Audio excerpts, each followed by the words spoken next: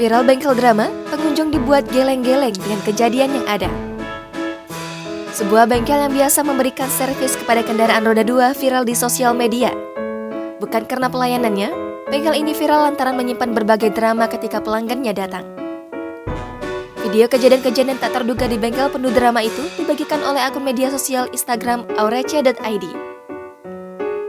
Dalam unggahannya, si penulis mendeskripsikan situasi dan kondisi yang terjadi di bengkel tersebut.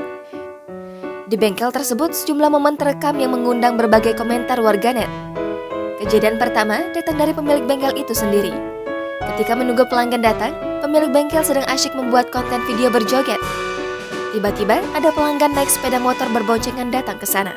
Pengendara sepeda motor memanggil pemilik bengkel. Namun, pemilik bengkel membalikan badan tepat sewaktu pengendara sepeda motor tersebut datang menjadi kaget. Saking kagetnya, dia sempat melompat ke belakang. Lantas dengan kejadian tersebut, netizen langsung memberikan komentarnya.